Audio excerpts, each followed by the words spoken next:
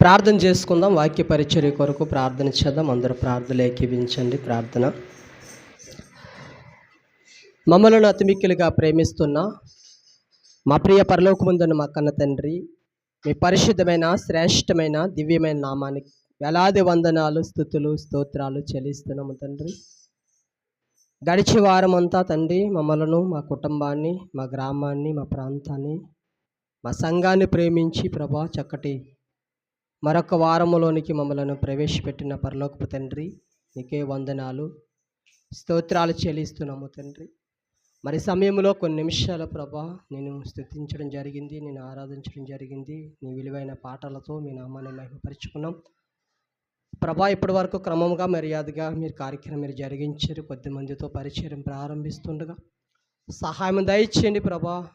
కొన్ని నిమిషాలు ఈ వాక్యాన్ని విత్తుతుండగా వినగలిగే చెవులు, గ్రహించగలిగే మంచి మనసు ప్రభా. మరి అందరైతే శబ్దం ద్వారా నీ మాటలు వింటున్నారో వారందరికీ మీరు దయచేయమని, మీరు మాతో మాట్లాడమని, సమయోచితమైన జ్ఞానమును, పరిశుద్ధాత్మ సహాయమును నాకును వింటున్న మీ పిల్లలైన వారందరికీ మీరు దయచేసి మీరు మహిమ తెచ్చుకోమని యేసుక్రీస్తు వారి పరిశుద్ధమైన నామంలో అతి మిక్కిలి వినయపూర్వకంగా ఈ ప్రార్థన మనవులు అడిగి వేడుకొనిచున్నాను కన్న తండ్రి, ఆమెన్. కూడి వచ్చిన మీ అందరికీ మన లోకరక్షకుడైన యేసుక్రీస్తు వారి పేరట నా ప్రత్యేకమైన వందనాలు తెలియజేసుకుంటున్నాను. అదేవిధంగా ఎందరైతే శబ్దం ద్వారా ఈ మాటలు వింటున్నారో గ్రామ కాపరస్తులకు, గ్రామ పెద్దలందరికీ కూడా యేసుక్రీస్తు ప్రార్థన మందిర పరిచర్య తరపున నా ప్రత్యేకమైన వందనాలు తెలియజేసుకుంటున్నాను. మీ క్షేమం కొరకు, మీ ఆరోగ్యాల కొరకు, మీ భవిష్యత్తు కొరకు మేము ప్రార్థన చేస్తున్నాము. మీరందరూ రక్షణ మార్గంలో దేవుడు నడిపించాలి, సంతోషంగా ఆనందంగా ఉండాలి. ఈ ప్రాంతము అభివృద్ధిలోనికి దేవుడు నడిపించేలాగా మన మనస్ఫూర్తిగా ఒక సేవకుడిగా నేను ఆశపడుతున్నాను. మరి కొన్ని నిమిషాలు ఒక అరగంట దేవుని వాక్యాన్ని మనము విందాం. మరి ఎండ చాలా ఎక్కువగా ఉంటుంది కనుక మన రేక్ షెడ్ కనుక చాలా డౌన్గా ఉంది షెడ్డు.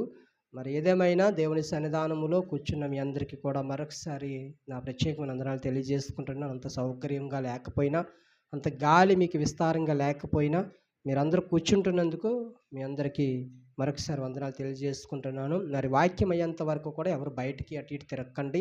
ఒక అరగంట మాత్రమే దేవుని సన్నిధానంలో ఉండండి.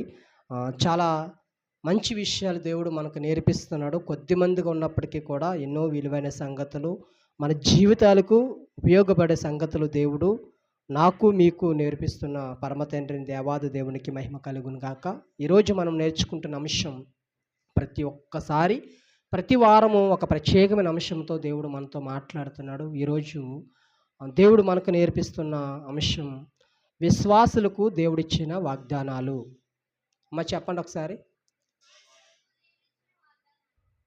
విశ్వాసులకి దేవుడిచ్చిన వాగ్దానాలు. దేవుడు ఒక విశ్వాసగా నేనుంటే, ఒక విశ్వాసగా మీరుంటే దేవుడు ఏ వాగ్దానాలు దేవుడు ఇస్తానని వాగ్దానం చేశాడో ఆ వాగ్దానాలు ఏంటో పరిశుద్ధ గ్రంథంలో నుంచి మనము ధ్యానం చేస్తుందాం. ఈరోజు ఉన్న సమయాన్ని బట్టి అర్ధ గంటలో మనము ఎన్నైతే వాగ్దానాలు దేవుడు రాయించాడో అవన్నీ మనం టైం లేదు కనుక కొన్ని విషయాలు మాత్రమే మీతో పంచుకోవడానికి నేను ఆశపడుతున్నాను. అసలు విశ్వాసము, దేవుడు ఎంత విశ్వాసం మనలో ఉంచుకోవాలని ఆశపడుతున్నాడు ఆ మాట మనం చూసుకొని ముందుకు వెళ్దాం. లోకాగా రాసిన సువార్త, అపోస్తలుడైన లోకాగా రాసిన సువార్త 17వ అధ్యాయము అపోస్తలుడైన లోకాగా రాసిన సువార్త 17వ అధ్యాయము 6వ వచనములో ఒక మంచి మాట మనకి కనిపిస్తుంది. లోకాగా రాసిన సువార్త 17వ అధ్యాయము 6వ వచనములో ప్రభువు మాట్లాడుతున్న మాట, మీరు ఆవగింజంత విశ్వాసం గలవారైతే. మీరు ఈ విశ్వాసములో మన కొలమానము దేవుడు ఆకాశానికి భూమికి ఏమైనా కొలమానం ఏం కొలచలేదు. కానీ ఒక క్రైస్తవుడిగా, ఒక క్రైస్తవ విశ్వాసగా ఉంటున్న నీవు నేను చిన్న ఆవగింజంత విశ్వాసం మీలో ఉంటే చాలు. అంటే చూడండి, ఆవగింజ ఎంత ఉంటుంది? చాలా చిన్ని సైజు, చిన్న నలకలా మనకి కనిపిస్తుంది. మీరు అంత విశ్వాసం ఉంటే చాలు. దేవుడు మీ పట్ల అనేకమైన వాగ్దానాలు నా జీవితంలో దేవుడు నెరవేర్చడానికి సిద్ధంగా ఉన్నాడు. ఆకాశమంత విశ్వాసము మీరు సంపాదించుకోండి, ఆకాశమంత విశ్వాసం మీరు కలిగి ఉండండి, పర్వతాలంత విశ్వాసం మీరు కలిగి ఉండాలండి దేవుడు చెప్పలేదు. కానీ ఆవగింజంత విశ్వాసం మీరు కలిగి ఉంటే దేవుడు నా జీవితంలో అనేకమైన వాగ్దానాలను దేవుడు నెరవేర్చడానికి సిద్ధంగా ఉన్నాడు. దేవుడు నామానికి మహిమ కలుగును గాక. మా జాగ్రత్తగా వినాలి. నా వైపు మాత్రమే చూడాలి, మీరు అటు ఇటు చూడకూడదు. నా వైపు మాత్రమే చూడండి. శ్రద్ధగా కొన్ని నిమిషాలు మాత్రమే వాక్యాన్ని నేను మీతో పంచుకోవడానికి ఆశపడుతున్నాను. పదే పదే చెప్తున్నాను. దేవుడు తన విలువైన సమయాన్ని నీకు నాకు అనుగ్రహిస్తున్నాడు. మరి 2 రోజుల క్రితం పెయింటింగ్ పనికి నేనే వెళ్తున్నాను. నేను ఎండలో పని చేస్తున్నాను. నేను పరంజీలు ఎక్కుతున్నాను. 5 ఫ్లోర్లు 6 ఫ్లోర్ల మీద నుంచి నేను కూడా పరంజి మీద నేను పని చేస్తున్నాను. నేను వర్క్ చేస్తున్నాను. చాలా జాగ్రత్తగా ఉండాలి.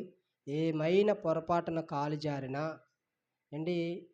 ఏదో ఒక పెద్ద ప్రమాదం జరుగుతుంది. మరి 2 రోజుల క్రితం ఒక అబ్బాయి తాడు తెగిపోయి పడిపోయాడు. ఇప్పుడు అబ్బాయి కోమాలో ఉన్నాడు.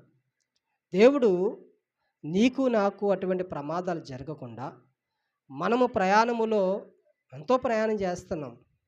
లారీలు, వాహనాలు, కార్లు అతి వేగంగా వెళ్తున్న ఆ రోడ్డులో నుంచి మనం వస్తున్నాం.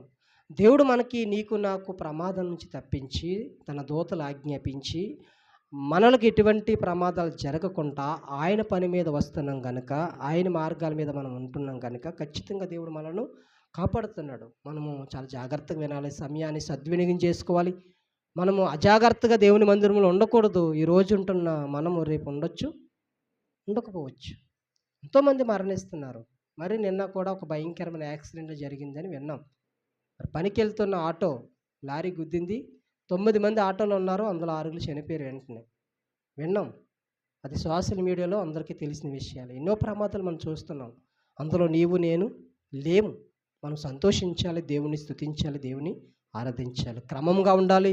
సన్నిధానంలో కూర్చున్నప్పుడు క్రమాన్ని పాటించాలి, భద్రత కలిగి ఉండాలి, జాగ్రత్తగా దేవుని వాక్యాన్ని వినాలి. మనకి ఎంత విశ్వాసం కలిగి ఉండమన్నాడు దేవుడు? ఆకాశం అంత విశ్వాసం కలిగి ఉండమన్నాడా? మనకు కొండలు కనిపిస్తున్నాయి కదా, ఈ తుని ప్రాంతంలో పెద్ద పెద్ద పర్వతాల కొండలు కనిపిస్తాయి కదా, అంత విశ్వాసం కలిగి ఉండమన్నాడా? లేకపోతే మనకు సముద్రం దగ్గరగా ఉంది కనుక మీరు సముద్రం అంత విశ్వాసం కలిగి ఉండండి అని చెప్పాడా? ఎంత విశ్వాసం కలిగి ఉండమన్నాడు దేవుడు? చెప్పాలి, వినాలి. వింటేనే మీరు చెప్తారు. ఆవగింజంత విశ్వాసం మీరు కలిగి ఉంటే చాలు. మీ దేవుడు నా జీవితంలో అనేకమైన వాగ్దానాలు నెరవేరుస్తాడు. ఏమి వాగ్దానాలు దేవుడు నెరవేరుస్తాడో ఒక్కొక్క విషయాన్ని మనము ధ్యానం చేద్దాము. యోహాన్ గారు రాసిన మొదటి పత్రిక, అపోస్తలుడైన యోహాన్ గారు రాసిన మొదటి పత్రిక 5వ అధ్యాయము 14వ వచనంలో ఒక మంచి మాట మనకి కనిపిస్తుంది. యోహాన్ గారు రాసిన మొదటి పత్రిక చివరికి వెళ్ళిపోవాలి. మొదటి పత్రిక 5వ అధ్యాయము 14వ వచనం చదువుతున్న జాగ్రత్తగా వినండి. ఆయనను బట్టి మనకు కలిగిన ధైర్యమేదనగా ఆయన చిత్తానుసారంగా మనం ఏది అడిగినను ఆయన మన మనవి ఆలకించును. ఆయన చిత్తానుసారంగా నువ్వేమి అడిగినా దేవుడు ఏం చేస్తాడు? మన మనవని ఆలకించాలి అంటే ఆయన చిత్తానుసారంగా ఆ మనవి ఉండాలి. మనము విశ్వాసులుగా ఉండాలి. మీరు పాయింట్ క్యాచ్ చేయాలి. ప్రతి ఒక్కరూ విశ్వాసులుగా ఉండాలి. విశ్వాసులుగా ఉంటే దేవుడు ఆయనను ఏమి అడుగునను దేవుడు ఏం చేస్తాడంట? ఖచ్చితంగా ఇస్తాడు. నీకేదైతే అవసరమో, ఏదైతే దేవుడు నీకు ఇవ్వాలనుకుంటున్నాడో, ఆయన చిత్తానుసారంగా నువ్వు ఏది అడుగుతున్నావో ఖచ్చితంగా నీకు నాకు దేవుడు ఏం చేస్తాడంట? అనుగ్రహిస్తాడు. దానికి ఏంటి మనం సంపాదించుకోవాల్సింది? ఏంటి? విశ్వాసం గలవారంగా మనం ఉండాలి. ఆ విశ్వాసం ఎంత ఉండాలి? పర్వతం అంత విశ్వాసం ఉండాలా? సముద్రం అంత విశ్వాసం ఉండాలా? ఆకాశం అంత విశ్వాసం ఉండాలా? భూమి అంత విశ్వాసం ఉండాలా? కాదే. ఆవగింజంత విశ్వాసము మీలో నాలో ఉంటే దేవుడు చిత్తానుసారంగా మనం ఏది అడిగినను దేవుడు ఖచ్చితంగా అనుగ్రహిస్తాడు. ఖచ్చితంగా మనకి ఇల్లు కావాలా? ఇల్లు ఇస్తాడు. వ్యాపారం కావాలా? వ్యాపారం ఇస్తాడు. మనకు వాక్యం చదవగలిగిన జ్ఞానం కావాలా? జ్ఞానాన్ని ఇస్తాడు. వాక్యము ధ్యానించగలిగే జ్ఞానం కావాలా? ఇస్తాడు. జ్ఞానము కొదువుగా ఉన్న ఎడల తక్కువగా ఉన్న ఎడల నన్ను అడగండి మీకు ఇస్తానంటున్నాడు దేవుడు. ఎవరికి పడితే వారికి జ్ఞానం ఇవ్వడు. ఎవరికి పడితే వారికి ఆయనకి ఏదైతే అవసరతలు ఉన్నాయో అది ఇవ్వడు. ఖచ్చితంగా నీవు నేను విశ్వాసగా ఉండాలి. ఒక విశ్వాస జాబితాలలో నా పేరు లిఖితం అవ్వాలంత విశ్వాసం నేను సంపాదించుకోవాలి. దేవుడు ఖచ్చితంగా నా మనవి ఆలకిస్తాడు. ఖచ్చితంగా మన మనవి ఆలకిస్తాడు. ఖచ్చితంగా మన ప్రార్థనను దేవుడు ఏం చేస్తాడంట? అంగీకరిస్తాడు. నేను విశ్వాసగా ఉండను, నేను నీతిమంతుడిగా ఉండను, నేను పరిశుద్ధుడిగా ఉండను, కానీ నాకు దేవుడు అది కావాలి ఇది కావాలని దేవుడిని అడుగుతాను. గొంతమ్మ కోరికలు అంటే దేవుడు ఇచ్చేస్తాడా? ఇవ్వడు.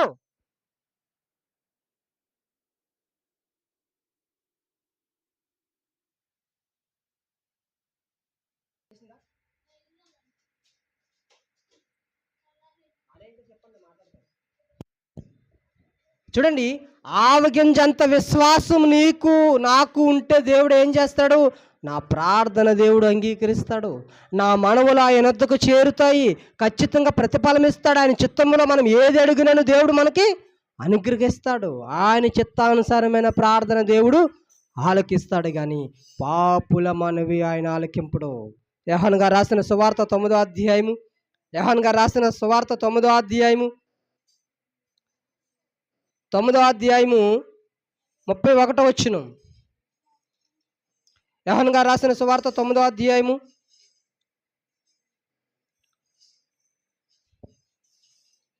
9:31. 9వ అధ్యాయము 31వ వచనం. దేవుడు పాపుల మనవి ఆలకింపడు. దేవుడు మనము పాపము చేస్తూ మనం ప్రార్థన చేస్తే దేవుడు ఆలకించడు.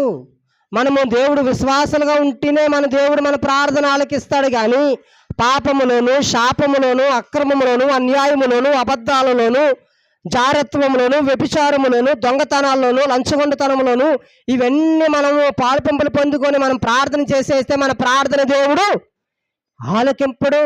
దేవుని యొద్దకు మన ప్రార్థన చేరదు. మనము ప్రార్థన దేవుని యొద్దకు చేరాలన్నా మనం విశ్వాసులుగా మనం ఉంటేనే మన దేవుడు ప్రార్థన ఆలకిస్తాడు. దేవుడు ఒక వాగ్దానం ఇస్తున్నాడు. విశ్వాసులుగా ఉంటే దేవుడు నా ప్రార్థన ఆలకిస్తాడు. ప్రార్థనకు ప్రతిఫలం ఇస్తాడు దేవుడు. దేవుడు నామానికి మహిమ కలుగును గాక. ఒక విషయం నేను మీతో పంచుకోవాలని ఆశపడుతున్నాను. ఒక పాయింట్ నేను మాట్లాడాను. మిగతా మొదటి పాయింట్గా నేను మీతో ఒక విషయం మాట్లాడాను. ఏంటది? నాలో విశ్వాసం ఉంటే నా ప్రార్థనకు దేవుడు ప్రతిఫలం ఇస్తాడు. రెండో విషయం నేను మీతో పంచుకోవాలని ఆశపడుతున్నాను. దేవుడు నాకు విశ్వాసంగా ఉంటే దేవుడు ఇచ్చిన రెండో వాగ్దానం ఏంటో తెలుసా? ఒక పవిత్రమైన జీవితాన్ని దేవుడు నీకు నాకు అనుగ్రహిస్తాడు. విశ్వాసంగా నేను ఉంటే నాలో పవిత్రత ఉంటుంది, నాలో పరిశుద్ధత ఉంటుంది. అంతకుముందు నా జీవితము అపవిత్రత ఉన్నది. అంతకుముందు నా జీవితము దేవునికి నచ్చని విధంగా ఉంది. నా భక్తి పూర్వం ఎలా ఉందంట? నా భక్తి పూర్వం ఎలా ఉంది? దేవుని యొద్దకు రాకముందు, దేవుని యొద్ద విశ్వాసం ఉంచకముందు ఎలా ఉందో తెలుసా? అపవిత్రులము. ఈరోజు మైకు పెట్టుకున్న నేను అపవిత్రుడు, వాక్యం వింటున్న మీరు అపవిత్రులు. ఎందరైతే శబ్దం ద్వారా దేవుని మాటలు వింటున్నారో వారందరూ కూడా దేవుని దృష్టిలో అపవిత్రతలము. అపవిత్రత కలిగి ఉన్నవారము. ఎలా అపవిత్రతలు అవుతున్నాం మనము? చూపు ద్వారా, మాట ద్వారా, ఆలోచన ద్వారా, నడవడిక ద్వారా మనము దేవునికి వ్యతిరేకంగా అపవిత్రంగా ఉన్నాం. మనం అలాగున్న మనలను ఎప్పుడైతే విశ్వాసాన్ని మనం కలిగి ఉన్నామో, విశ్వాసాన్ని సంపాదించుకున్నామో, ఎంత విశ్వాసం అంట? ఆవగింజంత. నా వైపు చూడాలి. నేను కుర్చీ అడ్డపెట్టు. ఆవగింజంత విశ్వాసం నీకు నాకు ఉంటే ఖచ్చితంగా నీకు నాకు దేవుడు పవిత్రమైన జీవితాన్ని ఇస్తాడు. ఆ మాట మనము అదే యోహాను గారు రాసిన సువార్త 15వ అధ్యాయము 3వ వచనములో మంచి మాట మనకి కనిపిస్తుంది. 15వ అధ్యాయము 3వ వచనము. నేను మీతో చెప్పిన మాటను బట్టి మీరు ఇప్పుడు పవిత్రులై ఉన్నారు. మీరు విశ్వాసులుగా ఉన్నారు. చూసారా? ఇప్పుడు మీరు పవిత్రులు. పూర్వం మీరు ఎలా ఉన్నారు? అపవిత్రులము. పూర్వం మనం ఎలా ఉన్నాము? అపవిత్రత కలిగి ఉన్నాము. కానీ ఇప్పుడు మనము పవిత్రత కలిగి ఉన్నాము. దానికి కారణము దేవుడు ఏం చేశాడంట? మనల్ని విశ్వాసులుగా ఉన్నాం గనక నిన్ను నన్ను దేవుడు ఖచ్చితంగా పవిత్రమైన జీవితాన్ని దేవుడు నీకు నాకు అనుగ్రహించాడు. ఆకాశం అంత విశ్వాసం నీకు నాకు లేకపోయినా, సముద్రం అంత విశ్వాసం నీకు నాకు లేకపోయినా, పర్వతములంత విశ్వాసం నీకు నాకు లేకపోయినా, కనీసం ఆవగింజంత విశ్వాసం నీకు నాకుంటే ఖచ్చితంగా నిన్ను నన్ను దేవుడు పవిత్రులుగా చేస్తాడు. దేవుడిచ్చిన వాగ్దానం ఏంటి తెలుసా? పవిత్రత. పవిత్రత అది ఎక్కడ పడితే అక్కడ దొరకదు, ఎవరు పడితే వారు ఇవ్వలేరు, మనం ఎక్కడ దగ్గర అక్కడ కొని తెచ్చుకోలేము. అది దేవుడు మాత్రమే ఇవ్వగలడు. ఆ వాగ్దానం దేవుడు మాత్రమే ఇవ్వగలడు. ఆ వాగ్దానం సంపాదించుకోవాలంటే నీకు నాకు విశ్వాసం, ఆవగింజంత విశ్వాసం ఉంటే చాలు. దేవుడు ఖచ్చితంగా ఆ కార్యాన్ని దేవుడు మనలను నెరవేరుస్తాడు. చంపివేయండి ఆ అపవిత్రతను, మీరు చంపివేయండి. ఆ పూర్వము జీవితాన్ని మీరు చంపివేయండి. ఆ పూర్వము బ్రతుకును మీరు చంపివేయండి. ఆ పూర్వం ఉన్న ఆలోచనలు మీరు చంపివేయండి. ఆ పూర్వం ఉన్న నడవడికను మీరు చంపివేయండి. అది మనకి చక్కటి మాట మనకు కనిపిస్తుంది. కొలసీ పత్రిక 3వ అధ్యాయం 5వ వచనంలో ఆ మాట మనకు కనిపిస్తుంది. ఒకసారి మీకు చూపించాలని ఆశపడుతున్నాను. అపోస్తలుడైన పౌలు కొలసీలకు రాసిన పత్రిక 3వ అధ్యాయము 5వ వచనం. ఇక్కడ కొంత లిస్ట్ ఇస్తాడు. కావున భూమి మీద ఉన్న మీ అవయములను అనగా జారత్వమును, అపవిత్రతను, కామాతురతను, దురాసను, విగ్రహారాధన, ధనాపేక్షను మీరు చంపివేయండి. అందులో ఏముందంట? అపవిత్రత ఉంది. పూర్వం మన ఆలోచనలు ఎలా ఉన్నాయి? అపరాధముల చేతను, పాపముల చేతను మనం చచ్చిపోయాం. మన ఆలోచనలు కూడా క్రీస్తులోకి వచ్చిన తర్వాత మన ఆలోచనలు చంపాలి. ఆ పవిత్రతను జీవితం మరలా జీవించకూడదు, మరలా దాని జోలికి మనం వెళ్ళకూడదు. దాన్ని చంపివేయండి. దేవుడు మనకిచ్చిన రెండవ వాగ్దానము పవిత్రత కలిగి చేస్తానంటున్నాడు దేవుడు. దేంట్లో ఉంటే? ఆవగింజంత విశ్వాసం ఉంటే చాలు నీకు. రెండవ వాగ్దానముగా దేవుడు పవిత్రమైన జీవితాన్ని కలిగి చేస్తానంటున్నాడు. మూడవ విషయాన్ని మనము ధ్యానం చేద్దాము. జకరీ గ్రంథం 3వ అధ్యాయము 4వ వచనం.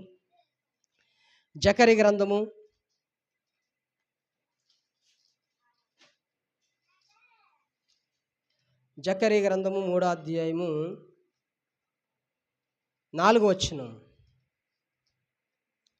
జకరీ గ్రంథం 3వ అధ్యాయము 4వ వచనం చదువుతున్నాను, జాగ్రత్తగా వినండి. దూత దగ్గర నిలిచి ఉన్న వారిని పిలిచి ఇతని మైల బట్టలను తీసివేయడని ఆజ్ఞాపించి, నేను నీ దోషములను పరిహరించి ప్రశస్తమైన వస్త్రములతో నిన్ను అలంకరించుచున్నాను. మనం ఆవగించంత విశ్వాసము కలిగి మనం ఉంటే దేవుడు మనకి ప్రశస్తమైన రక్షణ వస్త్రాలను ధరింపజేస్తాడు. అంతకుముందు మనం వేసుకున్న మైలు బట్టలను తీసివేసేస్తాడు, మురికి బట్టలను తీసివేసేస్తాడు, ఆ కంపు కట్టిన వస్త్రాలను తీసివేసేస్తాడు, ఆ మైలు పడిన వస్త్రాలను తీసివేసేస్తాడు. ప్రశస్తమైన రక్షణ వస్త్రాలను నీకు నాకు దేవుడు ధరింపచేయడానికి మూడవ వాగ్దానముగా దేవుడు నీకు నాకు ఇస్తానని మాట ఇచ్చాడు దేవుడు. ఆ వాగ్దానం మనం పొందుకోవాలంటే ఆవగింజంత విశ్వాసం ఉంటే చాలు నీకు.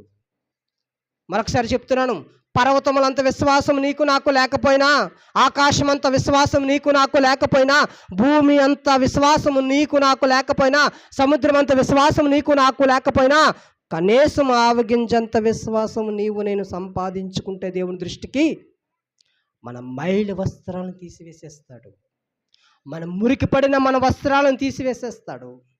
ప్రశస్తమైన రక్షణ వస్త్రాలను దేవుడు నీకు నాకు ధరింపజేస్తాడు. వాగ్దానం చేసిన దేవుడు గొప్ప దేవుడు. ఖచ్చితంగా నెరవేరుస్తాడు. ఖచ్చితంగా నెరవేరుస్తాడు. పాపాన్ని తీసివేసి నీతి న్యాయములను కట్టుబెట్టడము అనే దాన్ని సూచిస్తుందండి.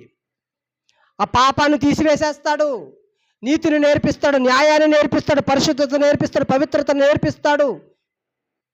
ఒక మంచి రక్షణ వస్త్రాలను నీకు నాకు దేవుడు ధరింపచేయడానికి సిద్ధంగా ఉన్నాడు. మూడవ వాగ్దానంగా దేవుడు వాగ్దానం చేశాడు, రక్షణ వస్త్రాన్ని నీకు ఇస్తాను రా, నువ్వు విశ్వాసంగా ఉండు, నీ మైలుబడిన వస్త్రాలను తీసివేసేస్తాను, నీ మురికిపడిన వస్త్రాలను తీసివేసేస్తాను, ప్రశస్తమైన విలువైన వస్త్రాలు నీకు ధరింపజేస్తాను. దేవుడి నామానికి మహిమ కలుగును గాక. నాలుగో వాగ్దానముగా దేవుడు ఏమంటున్నాడో తెలుసా? ఆదరణ ఇస్తాను. నీవు నేను విశ్వాసకు ఉంటే దేవుడు ఇచ్చిన వాగ్దానం ఏంటో తెలుసా? 4వ వాగ్దానము, ఆదరణ ఇస్తాడు. ఎవరిస్తారు ఆదరణ? తల్లి దగ్గర దొరుకుతుంది ఆదరణ, తండ్రి దగ్గర దొరుకుతుంది ఆదరణ, స్నేహితుల దగ్గర దొరుకుతుంది ఆదరణ, బంధువుల దగ్గర దొరుకుతుందా, శ్రేయభిలాషుల దగ్గర దొరుకుతుందా, ఇరుగు పొరుగు వారి దగ్గర దొరుకుతుందా, నాయకుల దగ్గర దొరుకుతుందా, అధికారుల దగ్గర దొరుకుతుందా, గొప్పవారి దగ్గర దొరుకుతుందా మనకి ఆదరణ? తప్పు. మనకి ఆదరణ కావాలంటే మన విశ్వాసంగా మనం ఉంటే ఖచ్చితంగా నువ్వు ఎక్కడ ఉన్నా దేవుడు నిన్ను ఆదరిస్తాడు. దేవునికి స్తోత్రం కలుగును గాక. అందరూ చెప్తాం, దేవునికి మహిమ కలుగును గాక. ఆమేన్. ఖచ్చితంగా నువ్వు ఎక్కడ ఉన్నా, నువ్వు ఒంటరిగా ఉన్నా, 10 మందిలో ఉన్నా, 1000 మందిలో ఉన్నా, ఉద్యోగంలో ఉన్నా, పనిపాటుల్లో ఉన్నా, వ్యాపారం చేస్తున్నప్పుడన్నా ఎక్కడైనా దేవుడు నీకు ఆదరణ కలిగిస్తాడు. మన విశ్వాసం సంపాదించుకుంటే దేవుడిచ్చిన 4వ వాగ్దానం ఏంటో తెలుసా?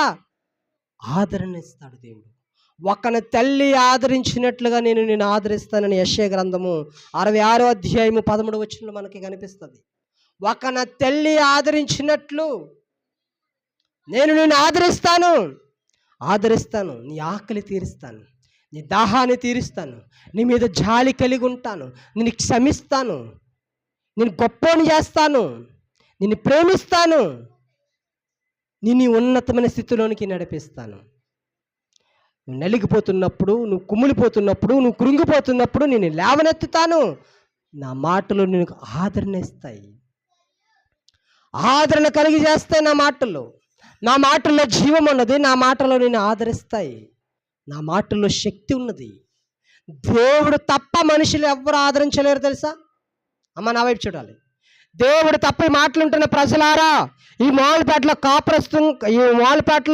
కాపురం చేస్తున్న వారులారా, నివాసం ఉంటున్న వారులారా, చిన్నలారా, పెద్దలారా, వృద్ధులారా, విధవరాండులారా, ఈ మాటలుంటున్న సమస్త ప్రజలారా, ఒక్కసారి మనసు పెట్టి వినండి.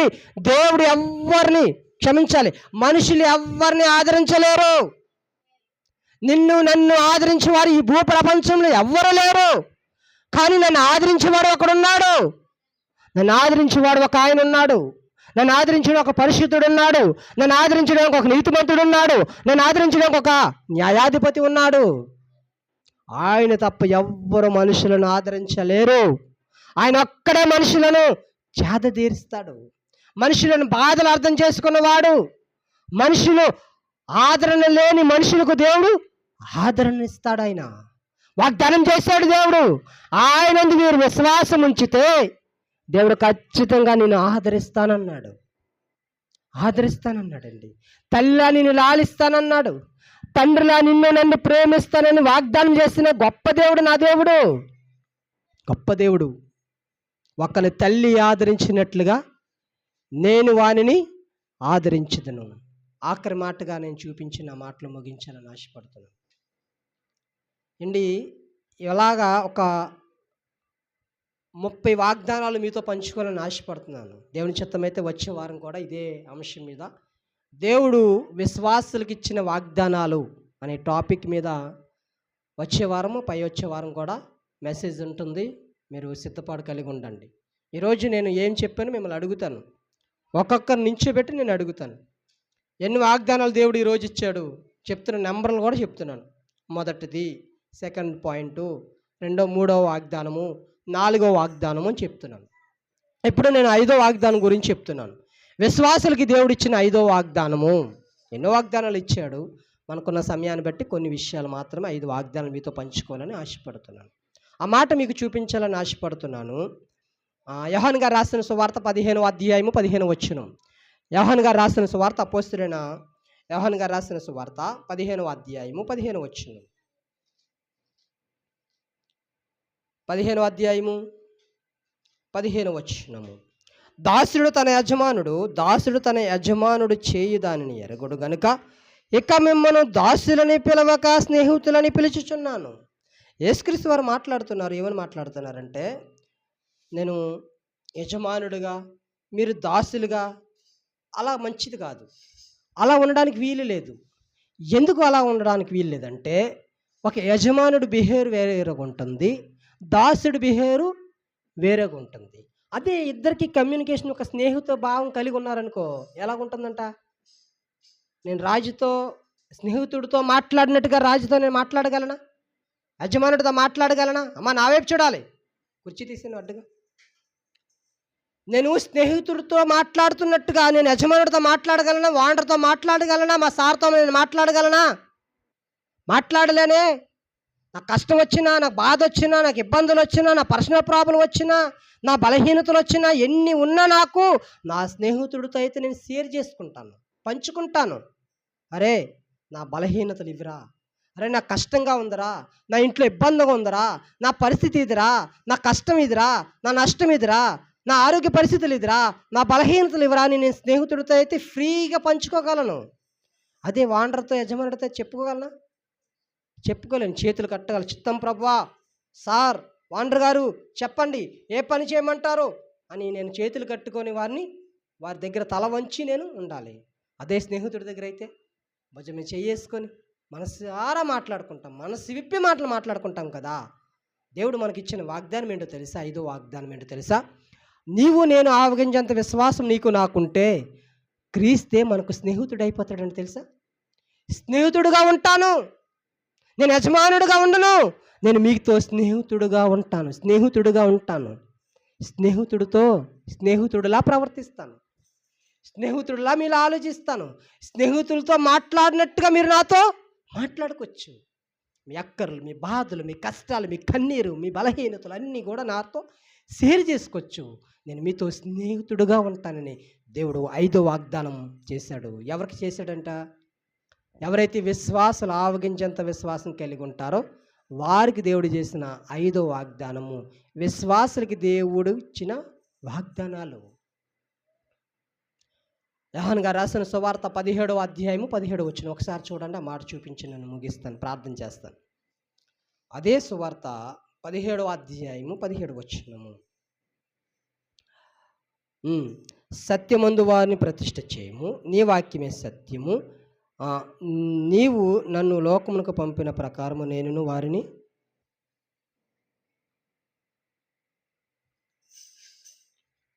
ఒక మంచి మాట మనకి కనిపిస్తుంది అక్కడ. నిజమైన క్షమించండి, సామెతల గ్రంథం, యోహాను గారు రాసిన సువార్త కాదు, సామెతల గ్రంథం 17వ అధ్యాయం 17వ వచనం. క్షమించండి, సొలొమోను రచించిన సామెతల గ్రంథము 17వ అధ్యాయము 17వ వచనం చూడండి, ఒకసారి చదువుతున్నాను. నిజమైన స్నేహితుడు, తీసారా? సామెతల గ్రంథము, సొలొమోను రచించిన సామెతల గ్రంథము 17వ అధ్యాయము 17వ వచనము. నా వైపు చూడాలి అమ్మా, వాక్యం వైపు వినండి, వాక్యం వినండి. నేను అడుగుతాను, ఒక్కొక్కరిని అడుగుతాను, ఒక 5 నిమిషాలు టైం ఇస్తాను. 5 వాగ్దానాలు దేవుడు ఇచ్చాడు కదా, 5 వాగ్దానాలు ఏంటో నేను అడుగుతాను. చాలా చక్కగా సమాధానం చెప్పాలి. అప్పుడే మీరు వాక్యాన్ని విన్నట్టు, లేకపోతే విన్నట్టు నటించినట్టు. వాక్యం విన్నట్టు నటించారు ఇప్పటి వరకు, వాక్యం వినలేదు. అర్థమవుతుందా? నేను 5 వాగ్దానాలు చేశాను, నెంబర్తో సహా చెప్పాను. ఒకసారి మీకు ఇంటి ఇస్తాను, ఒకసారి మీకు రిప్లై చేస్తాను. మరలా మీరు యాక్టివ్గా ఉండాలి, జాగ్రత్తగా వినాలి. దేవుడిచ్చిన 5వ వాగ్దానము, నేను మీతో స్నేహితుడిగా ఉంటానంటున్నాడు. నిజమైన స్నేహితుడు విడవక ప్రేమిస్తాడు. అలా నిజమైన స్నేహితుడిగా క్రీస్తు మనతో ఉండాలని ఆశపడుతున్నాడు. ఆశపడుతున్నాడంటే, ఆశ నెరవేర్చాలంటే, ఆ ఆశ నెరవేరాలంటే నీవు నేను విశ్వాసులుగా ఉండాలి. ఎంత విశ్వాసులుగా ఉండాలి? ఆకాశం అంత విశ్వాసులుగా ఉండాలా? భూమి అంత విశ్వాసులుగా ఉండాలా? సముద్రం అంత విశ్వాసం సంపాదించుకోవాలా? పర్వతములంత విశ్వాసం సంపాదించుకోవాలా? కాదే, ఆవగింజంత విశ్వాసం ఉంటే చాలు. ఆవగింజంత విశ్వాసం ఉంటే చాలు. దేవుడు ఖచ్చితంగా ఏం చేస్తాడంట? నాతో స్నేహం చేస్తాడు. దేవుడు వాగ్దానం చేస్తాడు. దేవుడు నీతోనే స్నేహం చేస్తాను, స్నేహితుడుగా ఉంటాను. నువ్వే కష్టం వచ్చినా స్నేహితుడితో ఎలా మాట్లాడుతావు అలా మాట్లాడు. నువ్వు ఏ పర్సనల్ ప్రాబ్లం ఉన్నా స్నేహితుడితో ఎలా మాట్లాడుతావు నాతో అలా మాట్లాడు. నీకు అంత ఫ్రీడమ్ ఇస్తున్నాను. ఒక స్నేహితుడితో మాట్లాడినట్టుగా నాతో మాట్లాడుకోవచ్చు. ఒక స్నేహితుడు అర్థం చేసుకున్నట్టుగా నిజమైన స్నేహితుడు విడవక ఎలాగైతే ప్రేమిస్తాడో నేను కూడా అలా నిజమైన స్నేహితుడిగా నీ బాధను అర్థం చేసుకుంటాను, నీ కష్టాన్ని అర్థం చేసుకుంటాను, నీ నష్టాన్ని అర్థం చేసుకుంటాను, నీ బలహీనతలు అర్థం చేసుకుంటాను, నీ అనారోగ్య పరిస్థితులను అర్థం చేసుకుంటాను, నీకు మేలు చేస్తాను, మేలైన మార్గాన్ని నీకు తెలియజేస్తాను, ఎలా ఉండాలి గైడెన్స్ ఇస్తాను, తెలివితేటలు ఇస్తాను, జ్ఞానం ఇస్తాను, బుద్ధినిస్తాను, ఎలా బ్రతకాలో నేర్పిస్తాను. ఎవరితో స్నేహం చేస్తే వస్తాయి ఇవన్నీ? దేవునితో స్నేహం చేస్తే ఇస్తానంటున్నాడు. మొదటి వాగ్దానం ఏంటో తెలుసా? ప్రార్థనకు ప్రతిఫలం ఇస్తాడు, మొదటి వాగ్దానం. రెండో వాగ్దానం ఏంటో తెలుసా? దేవుడు నీకు నాకు పవిత్రమైన జీవితాన్ని ఇస్తానంటున్నాడు. మూడో వాగ్దానం ఏంటో తెలుసా? ప్రశస్తమైన రక్షణ వస్త్రాలు నీకు నాకు కలిగజేస్తానంటున్నాడు. నాలుగో వాగ్దానం ఏంటో తెలుసా? ఒకని తల్లి ఆదరించినట్లుగా నేను నిన్ను ఆదరిస్తాను. ఐదో వాగ్దానం ఏంటో తెలుసా? నీతో స్నేహం చేస్తాను, స్నేహితుడుగా ఉంటాను. 5 వాగ్దానాలు చేశాడు దేవుడు. ఎన్నో వాగ్దానాలు ఉన్నాయి. దేవుడు విశ్వాసులుగా ఎన్నో వాగ్దానాలు ఇచ్చాడు. కానీ ఈరోజు మనకున్న సమయాన్ని బట్టి, ఎండ తీవ్రతను బట్టి చాలా ఉడికిగా ఉంటుంది కాబట్టి, ఉండలేకపోతున్నాం కాబట్టి దేవుడు ఈ ఇచ్చిన సమయాన్ని మనం సద్వినియోగం చేసుకుని 5 విషయాలు మనం పంచుకున్నాం. చెప్పండి, మొదటి పాయింట్ ఏంటంట? మర్చిపోయారు. వాక్యాన్ని విన్నట్టుగా నటించారనుకో, దేవుని దృష్టిలో చాలా ద్రోహులు. తెలుసా? నేను అక్కడ కూర్చునేటప్పుడు, మీకులాగా అక్కడ కూర్చునేటప్పుడు ఎంత జాగ్రత్తగా వాక్యాన్ని వినేవాడిని తెలుసా? ఎన్ని పుస్తకాలు ఉన్నాయో తెలుసా? నేను ప్రారంభంలో ఏ వాక్యాలు అయితే విన్నానో, చిట్టుబా పాస్టర్ గారు నాకు చెప్పిన వాక్యాలన్నీ పుస్తకంలో ఇప్పటి వరకు అలా భద్రం చేసుకున్నాను. 14 సంవత్సరాలు అవుతుంది. 14 సంవత్సరాలు చెప్పిన మెసేజ్లు కూడా ఇప్పటికీ కూడా నా దగ్గర ఉన్నాయి. వినాలి. వింటేనే దేవుడు అర్థమవుతాడు, వింటేనే దేవుని మాటలు అర్థమవుతాయి. చెప్పండి, విన్నారా? 5 వాగ్దానాలు విన్నారా? చెప్పండి. పోనీ నెంబర్గా కాకుండా మీకు గుర్తొచ్చింది చెప్పండి. వెనకది ముందు, ముందుది వెనక, అలా చెప్పండి, పర్లేదు. గుర్తులేదు, వినట్లేదు వాక్యం. ఇప్పుడు నిన్ను సాయంత్రము హోటల్కి తీసుకెళ్తానమ్మా, 5 స్టార్ హోటల్కి అంటే మీకు గుర్తుంటుందా లేదా? విన్నారు కనుక. లేకపోతే పలానా రోజు మనం పెళ్ళికి వెళ్తున్నాం, పలానా రోజు మనం ఊరికి వెళ్తున్నాం, పలానా రోజు పలానా పార్క్కి వెళ్తున్నాం అంటే మీకు గుర్తుంటుందా లేదా? అది మీకు ఇష్టం కనుక. అవునా? అది పెళ్ళికి వెళ్తామంటే విన్నారు, పార్క్కి వెళ్తామంటే విన్నారు, రెస్టారెంట్కి వెళ్తామంటే విన్నారు కనుక ఎప్పుడు వెళ్తున్నాం అని అడుగుతున్నారు కదా. ఇప్పుడు కూడా మరి వాక్యాన్ని విన్నారు మీరు? వినలేదు వాక్యాన్ని. చెప్పండి, 5 విషయాలు చెప్పాను కదా, 5 వాగ్దానాలు దేవుడు ఇచ్చాడు కదా విశ్వాసులకి. చెప్పండి, 5 వాగ్దానాలు చెప్పండి. నువ్వే చెప్పండి, అందరూ చెప్పండి. నీకు నాకు ఎంత విశ్వాసం ఉండాలంట? చెప్పాలి, అందరూ చెప్పాలి. ఆవగింజంత విశ్వాసం ఉంటే చాలు. నీవు నేను దేవునికి మొర్ర పెడుతున్నప్పుడు ఖచ్చితంగా మన ప్రార్థనను దేవుడు ఏం చేస్తాడు? ప్రతిఫలం ఇస్తాడు, వింటాడు. మనం ఏది అడిగినను దేవుడు ఇస్తాడు, ప్రతిఫలం ఇస్తాడు. విశ్వాసం ఉంటే. విశ్వాసం లేకపోతే పాపుల మనవి ఆలకింపడు. మొదటి పాయింట్గా వాగ్దానం ఏంటో తెలుసా? ప్రార్థనకు ప్రతిఫలం ఇస్తాడు. రెండవదిగా నిన్ను నన్ను పవిత్రులుగా చేస్తాడు దేవుడు. మరి చెప్తున్నాను, మూడవదిగా దేవుడు ఏం చేస్తాడో తెలుసా? ప్రశస్తమైన వస్త్రాలు నీకు నాకు ధరింపజేస్తానంటున్నాడు, ఆదరిస్తానంటున్నాడు. 4వ వాగ్దానంలో ఒకని తల్లి ఆదరించినట్లుగా నేను ఆదరిస్తాను. 5వ వాగ్దానము స్నేహితుడిగా ఉంటాను నీతోటి అంటున్నాడు. ఈ 5 విషయాలు మీరు మనసులో భద్రం చేసుకోండి. వచ్చే వారం కూడా దీని కొనసాగింపుగా ఇంకొక 5 వాగ్దానాలు మనం విందాం. ప్రార్థన చేసుకుందాం. ప్రార్థనలు ఏకీవించండి, కనీసం ప్రార్థన చేయండి. మోకరించండి, తలలు వంచండి, ప్రార్థన చేద్దాం. అమ్మా, ప్రార్థన తల వంచండి. ప్రార్థన. అత్యున్నత సింహాసనం మీద ఆసీనుడైన దైవమా, నీకు వందనాలు, స్తుతులు, స్తోత్రాలు చెల్లించుకుంటున్నాం తండ్రి. ప్రభా, మరి ఎండ తీవ్రత వల్ల మరి రేగిసెడ్డి ప్రభా ఉండలేకపోయినప్పటికీ, అంత సౌకర్యము ఈ యొక్క మందిరంలో లేకపోయినప్పటికీ ప్రభా, మరి చిన్న బిడ్డలు చాలామంది వచ్చున్నారు, వాక్యాన్ని విన్నారు ప్రభా తండ్రి. మరి శబ్దం ద్వారా ఎంతోమంది వాక్యాన్ని వింటున్నారు, గ్రామ కాపురస్తులు ప్రభా తండ్రి. అందుని బట్టి మిమ్మల్ని స్తుతిస్తున్నాం తండ్రి. విశ్వాసులుగా మేము ఉంటే మీరు మాకు ఇచ్చిన వాగ్దానాలు ఎంతో గొప్పవో ప్రభా మేము విన్నాం. మాకున్న సమయాన్ని బట్టి ఒక 5 వాగ్దానాలు ప్రభా, మీరు మాకు అనుగ్రహించిన వాగ్దానాలు మేము ధ్యానించాం ప్రభా. మర్చిపోయేవారుగా కాకుండా మా హృదయం అనే పలకల మీద భద్రం చేసుకునే ఆలోచన మాకు అందరికి మీరు దయచేయమని ప్రార్థన చేస్తాం. అందరైతే వాక్యాన్ని అనాలోచనగా వింటున్నారో వారిని కూడా మీరు సరిచేయండి, బాగు చేయండి, ఆసక్తిని పుట్టించండి. నీ మందిరంలో కూర్చున్నాము ప్రభా తండ్రి, భయభక్తులతో ఆసక్తితో వాక్యాన్ని వినాలనే ప్రభా ఆసక్తిని అందరికి మీరు దయచేయమని ప్రార్థన చేస్తున్నాం. ప్రభా తండ్రి, ఈ వాక్యం దుష్టుడు మాలో నుంచి ఎత్తుకొని పోకుండా భద్రం చేసుకునే జ్ఞానమును ఆలోచన మా అందరికి మీరు దయచేయమని తలలు వంచి ప్రార్థనలు ఏకీపించిన ప్రతి వ్యక్తిని బట్టి మిమ్మల్ని స్తుతిస్తూ, మిమ్మల్ని ఆరాధిస్తూ, మిమ్మల్ని ఘనపరుస్తూ వారిని దీవించి ఆశీర్వదించమని యేసుక్రీస్తు పరిశుద్ధమైన నామములో ప్రార్థించి వేడుకుంటున్నాను కన్న తండ్రి.